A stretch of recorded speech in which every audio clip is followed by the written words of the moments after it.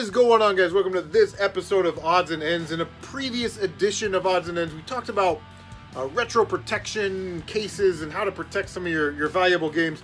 And we got some jewel case ones, you know, for PlayStation 1 games, you know, CDs, Dreamcast games, that kind of stuff.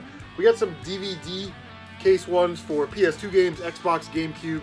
You guys know the drill. And we eventually got those to work right. Got them to kind of mold into shape. Made the plastic a little bit more pliable. But the ones we were having trouble with were the NES box protectors. These were from Mario Retro or Retro Mario. And it was really with this part right here. Every time I tried to bend one of these down, it would just snap right in half. My wife was going to send them back. I said, let me try something. So what I did was I stuck them in front of the heater.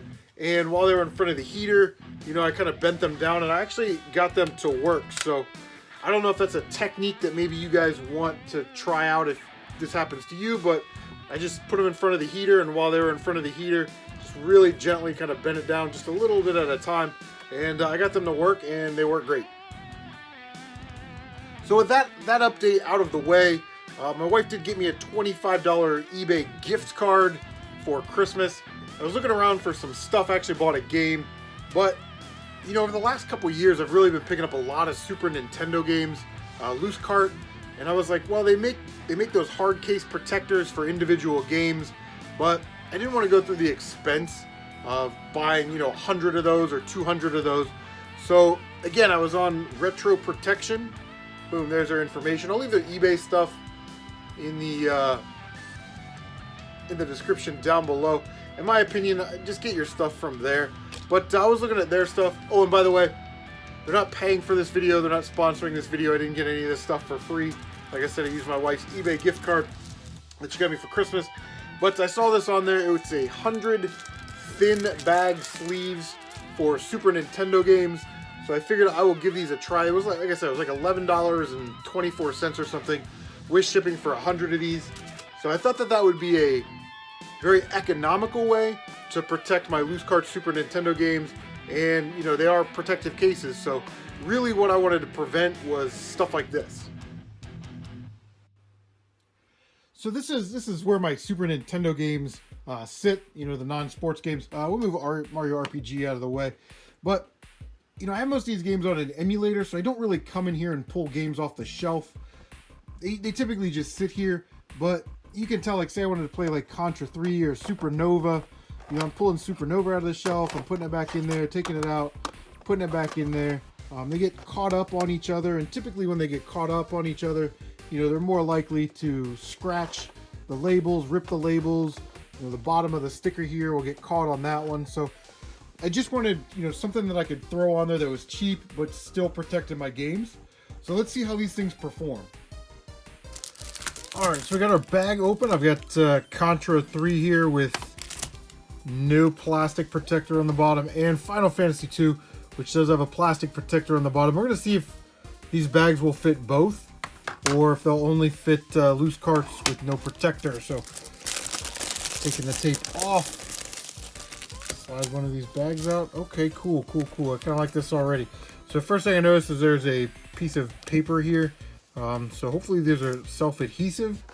So let's go ahead and try Contra 3 first. We'll get it in this away. Derp. Get in there.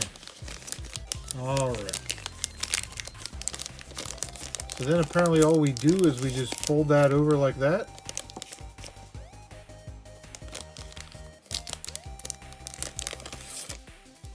Actually, I really do like that. So let me fold this correctly. Alright, so what you're left with is a really nice looking bag for the product. A little bit long, so I'm thinking on the shelf that'll get crushed down a little bit. But other than that, not bad. Let's see if it'll fit one of these with the protectors on it.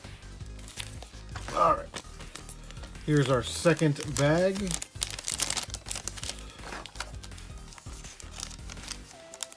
Oh, I don't know if that's going to fit in there. Maybe we can make it fit.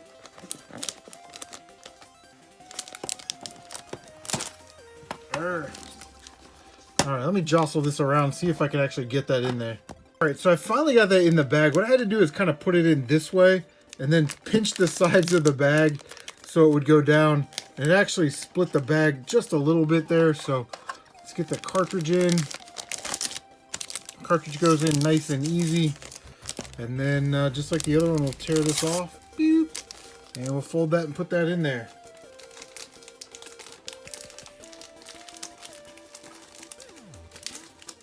Alright, so there we go. It's all bagged up and protected. Yeah, so it's still open just a little bit right there. I guess if we wanted to, we could put some tape on there and tape that down so it was completely protected. I like that the bags are just a little bit bigger. You know, it's not a super tight fit in there. But it does work a lot better with the games without the protector than it does games with the protector. Like I said, that one split a little bit. Let's get these back on the shelf and let's see how they look. All right, so we put the games back on the shelf. I think they look pretty nice. I like that they're protected. You know, I guess if you had lower shelves, they would kind of cram in there and smash that down. But other than that, they look really good. I feel a lot better that they're in these bags. You don't get anything spilled on them. You know, if they get, like I said, rubbed up against or nicked or dinged or dented, it's not going to hurt them.